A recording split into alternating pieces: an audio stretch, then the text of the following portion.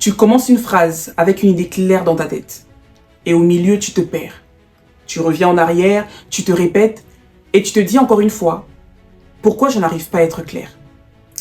Si tu te reconnais, je vais te dire une chose.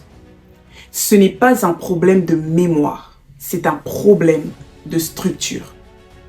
Je le sais parce que vous avez été nombreux à le mentionner dans les commentaires de ma précédente vidéo et aujourd'hui je suis là pour vous répondre. Je vais te montrer comment je structure mes prises de parole, la méthode que j'applique à chaque fois que je dois parler, que ce soit pour une présentation, un discours ou une vidéo comme celle-ci.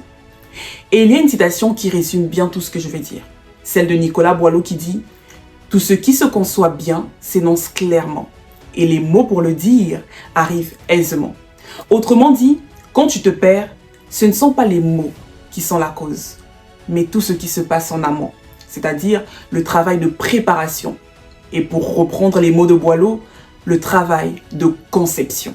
Avant d'aller plus loin, laisse-moi préciser une chose. Structurer un message, c'est large. Je ne pourrai pas tout aborder dans les détails dans cette vidéo, mais je vais te donner les clés essentielles pour bâtir de bonnes structures pour tes prochaines prises de parole. La structure repose sur 2 étages. Le premier, le message. Avant même de te demander comment tu vas le dire, pose-toi une question. Qu'est-ce que je veux que mon audience retienne? Une idée formulée en une phrase que la personne peut répéter le lendemain. Et pour la structure, retiens la règle de 3. Un message, 3 idées et 3 exemples concrets pour appuyer tes idées. Des études scientifiques ont démontré que le cerveau humain ne retient pas plus de 3 informations. Donc en utilisant la règle de 3, tu optimises les chances que ton audience retienne et comprenne l'intégralité de ton message. Et surtout, tu évites de noyer ton propre message, de te perdre en essayant de tout dire en même temps. Le deuxième étage, c'est ton intro. C'est là que tout commence vraiment. C'est elle qui détermine si on va t'écouter jusqu'à la fin ou si on va décrocher au bout des 10 premières secondes. Personnellement, j'utilise une méthode à 4 lettres. A, C, I, S. A pour attention. C'est là que tu dois capter l'attention de ton audience, avec une question, une statistique ou une histoire courte, le storytelling. Le C comme connexion, et là tu dois créer du lien avec ton audience. Ton audience doit se retrouver dans ce que tu dis. Par exemple, moi aussi, j'étais dans la même situation que toi. Et là tu crées un lien direct avec ton audience. Ton audience sait exactement pourquoi elle devrait t'écouter parce qu'elle se retrouve dans ta personne.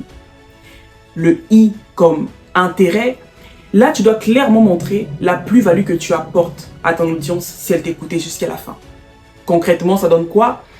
Voici ce que tu vas apprendre si tu m'écoutes jusqu'à la fin. Voici ce que je vais t'apporter, voici les clés que j'ai utilisées pour sortir de cette situation. Et enfin le S comme sujet, et là tu poses clairement la thématique centrale de ton discours. Concrètement, ça donne, aujourd'hui on va parler de, et tu places ta thématique.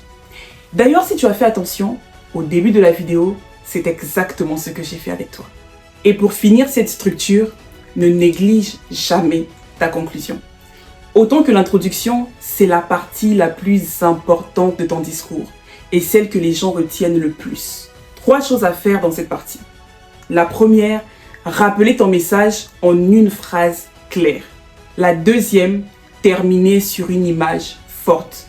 Et enfin la troisième, donner une direction à ton audience, de sorte à ce qu'elle sorte de là avec une émotion forte, une prise de décision ou une conviction.